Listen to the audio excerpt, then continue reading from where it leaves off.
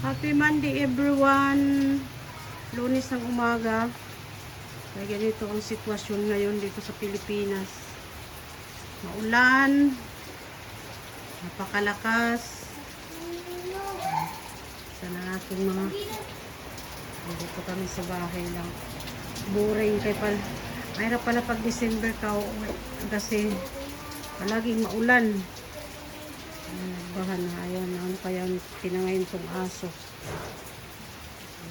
Na pinakain niya. Ulan. Madilim. Hindi ka makalabas. Dito naman ang aking mga apo. Hello. Hoy, no. Ito yung aking apong panganay. Ito naman si Nicole. Ito yung panganay kong apo. Nakatalikod.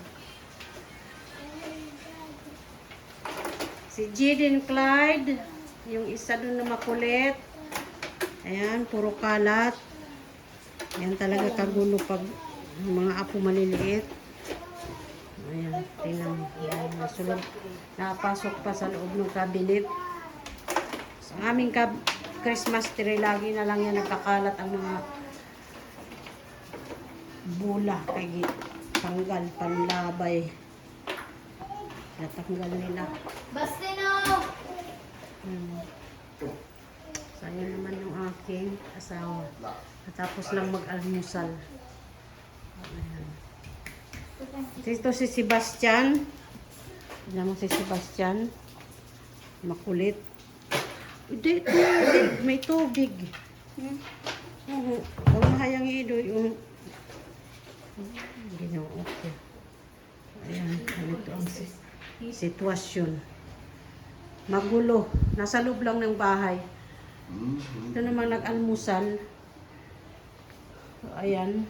Tapos na siya mag-almusal. Pero nag-scroll muna ng Facebook bago tapos tumayo. Bigyan ko na siya ng gamot. So, nandito ako sa kusina ngayon. Ayan. Lumaga dahil. Namatay man ang suga. Namatay yung ilaw sa kusina. Kaya.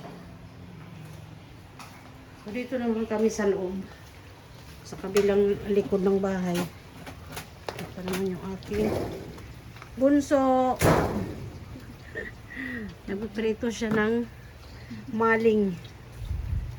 So, ayan. Dito kami nagluluto. So, ayan ang lutuan namin. Sunday, dami sampay kay maulan.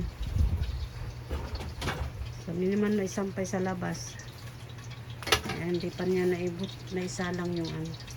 Ito yung niluluto niya. Maling. Ayan.